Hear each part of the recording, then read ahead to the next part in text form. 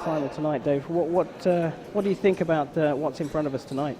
Evening, Vash. Evening, everyone. Look, some stunning fences. Grumier, Boczko, two absolutely world-class athletes. And then, I guess, combined with another, second, third in the world, Enrique Garozzo. Maybe a slightly surprise package with the Korean fencer, Kwan. Not sure what exactly we're going to expect. 38th in the world I've just had put in front of me. So he's clearly fencing out of his skin today. But I think this has the recipe of an absolute cracker, this Grumier Boczko. I think we'll get some very, very entertaining fencing going on. Dave, the Grumier's world number one, right? And everybody knows everyone in the world of fencing knows both of these fencers. Boczko world number 4, so an expected draw in the semi-finals. Home crowd advantage? Oh, you heard the cheer when he was announced. You heard the cheer when he went on the teeth. I think they'll bring the house down if he can take out the world number 1. And he's so strong. Both of these guys have been absolutely world level for. Grumier since Beijing. Basically, since the Genet brothers retired, Grumier's taken over the mantle of, that obligatory Frenchman at the top of the men's épée rankings. And what did we hear? Boczko, 3 times European champion. Stunning stuff. Absolutely stunning stuff. And plenty of home support for the big mountain from Budapest.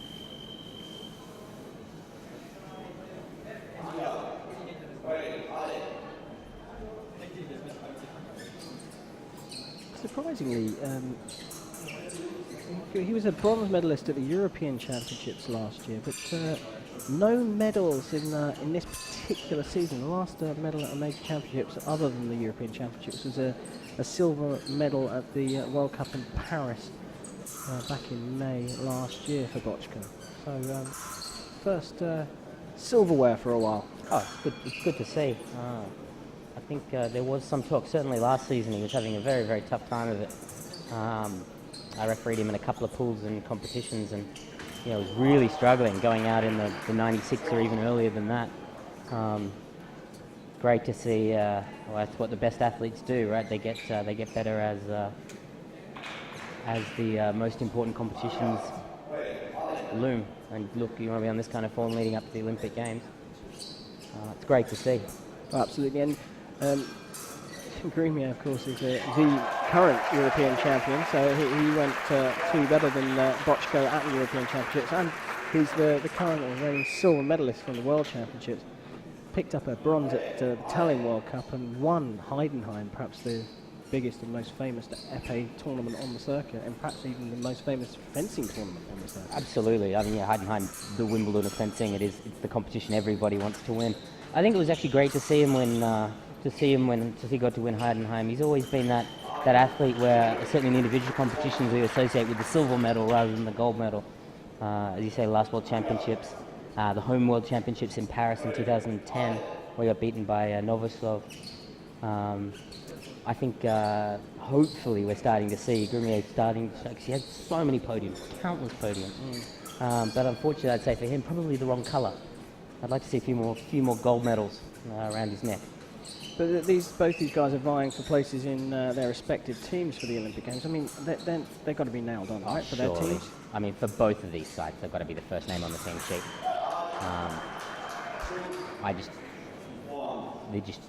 They're just associated. You think of French épée, you think of Grumier. You think of Hungarian épée, you think of Boczko. These guys are the poster child for their respective for their countries in men's épée. I think we'll see both of these guys very much the high seeds going into the Olympic Games in Rio, and we expect to see them on the finals podium like we are this evening.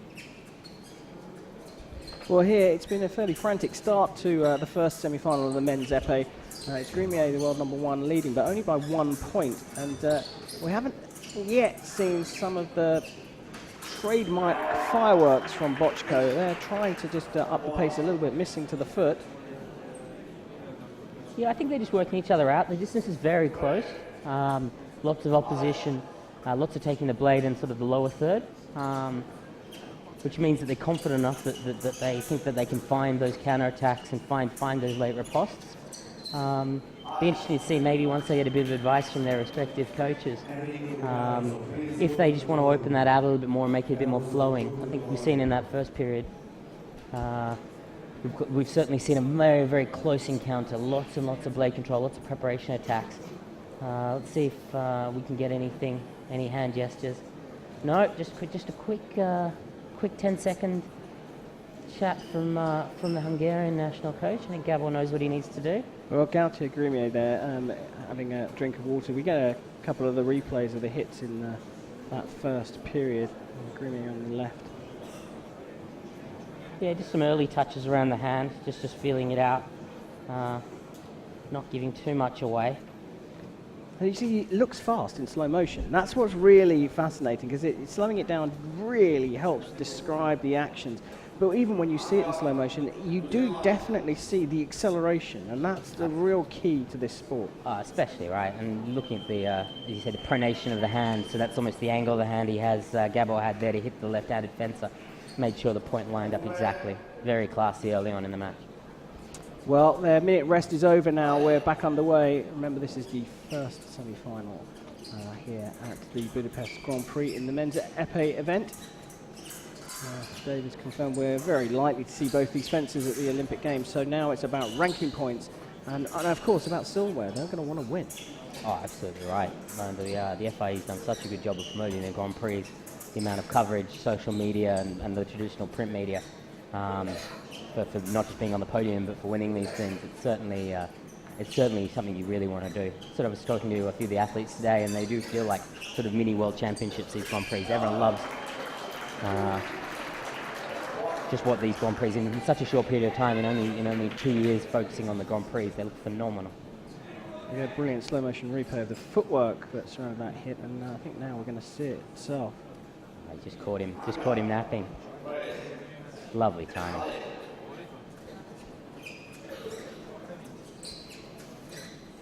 And he's staying very active. He's on his toes the whole time. Boczko almost slightly more patient in his footwork, just pressing, holding a slightly longer guard, but didn't seem to fully extend his arm there. No, just it was almost that big step and sort of tried to flick. Tried to flick to the upper arm and just missed. Fairly simple counter-attack there by Grumier. He's certainly imposing himself on this fight, really keeping the home crowd very silent.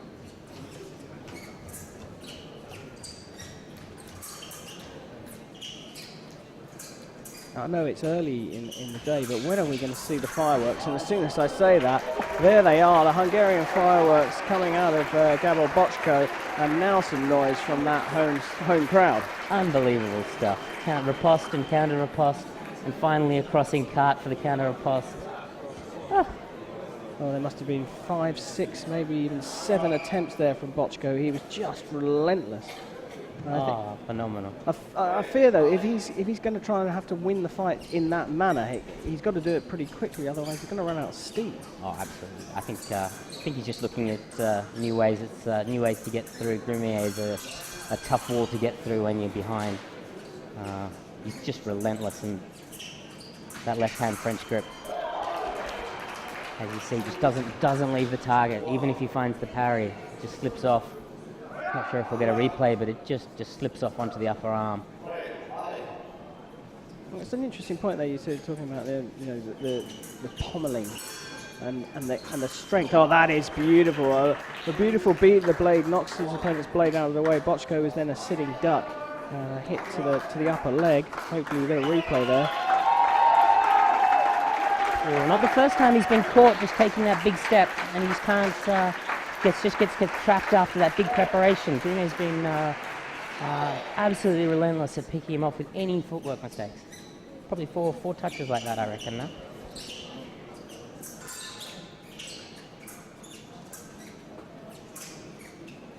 Very light on his feet, and just that point's always there, threatening that forward target. Very hard, especially when Gabor's usually physically imposing himself on the match.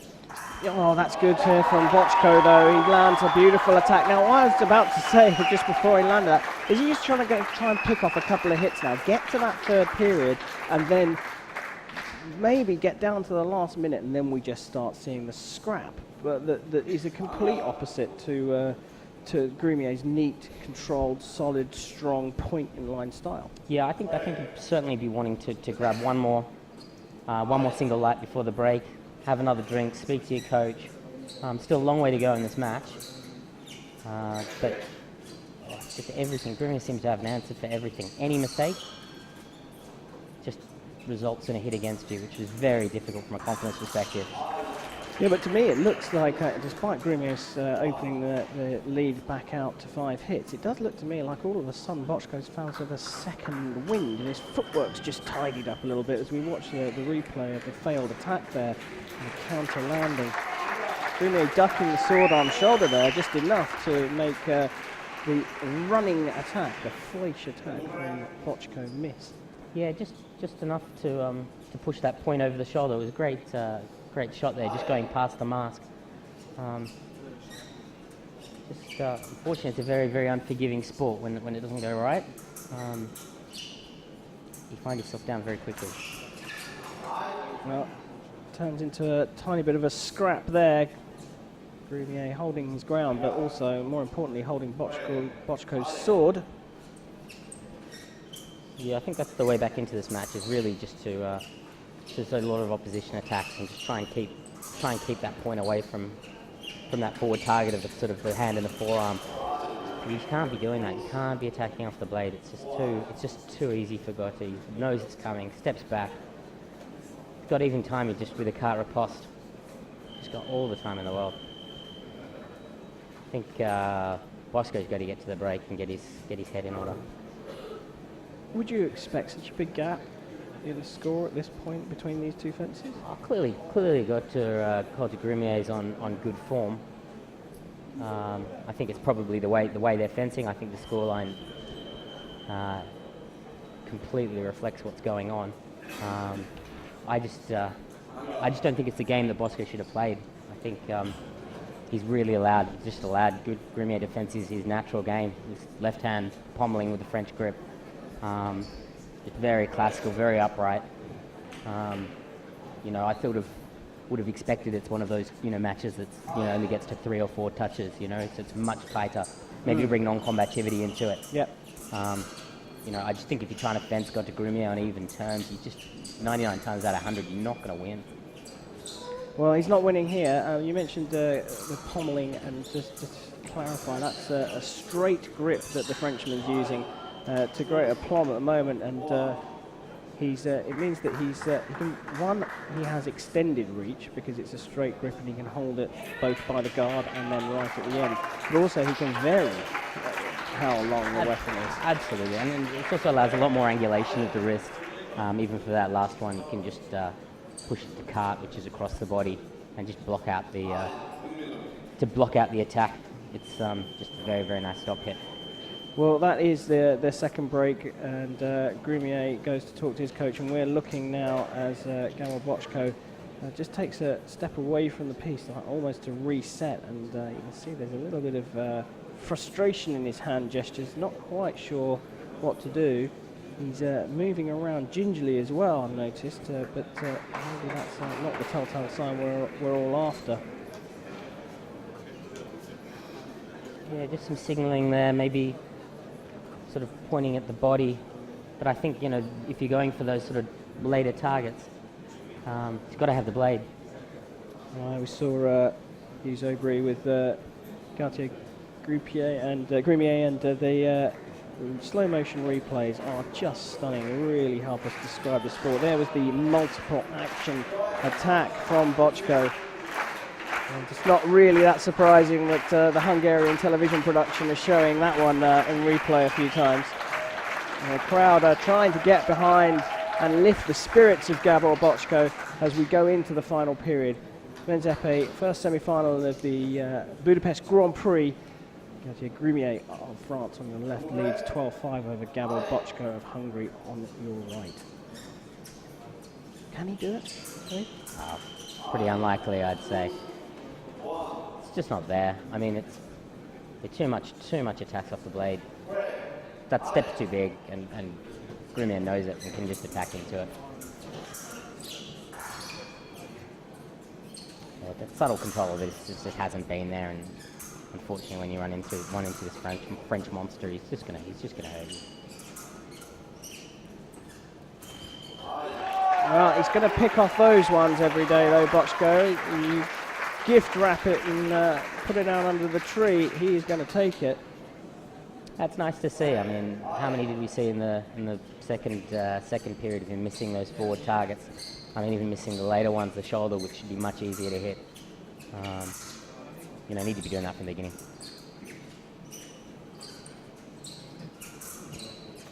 Still pressing the Hungarian. Has not given up. Still very light on his feet, the Frenchman. Yes, bags of energy, but I've definitely seen a rise in energy from Boczko as well, and it's sort of almost like a tidiness to his footwork that wasn't there in the early stages. A beautiful acceleration through the lunge there, and you saw on the replay, and again landing that one in the upper part of the body.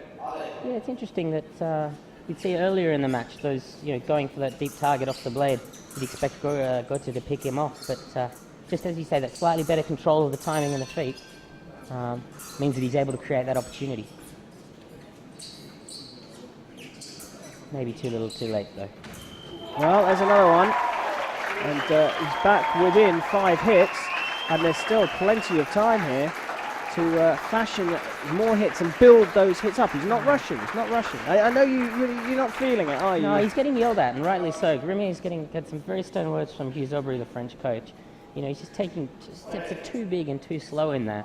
And again, Boczko's seen that a mile off, and he's just attacked to the high line. It's just, you can't slow down. There's no conserving energy. And then you get a lovely touch like that, which is that's outrageous. Well, it's almost that Grumier acknowledged that was almost a bit of an accident, punching the point, but phenomenal though. So good, just around the hand. But that's just, you're going to pick up hits like that if you control your point and put it right there, right? Correct. Absolutely. I think Grumier stepped off the gas a little bit here, maybe serving something for the final. Tried to do the same thing again. I think earlier in the match you would have seen him take a big step back, just clear with a higher hand, maybe with a counter attack.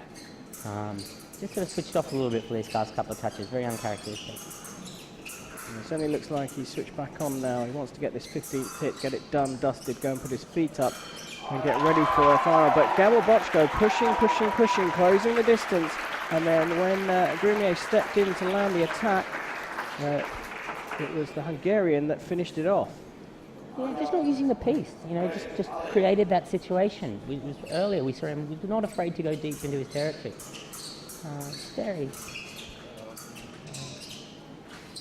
Very uncharacteristic. Late on, he's usually such a good finisher. Well, like I say, he might be conserving some energy for the gold medal match, but he better not conserve too much because Boczko is not going to give it away, and he doesn't.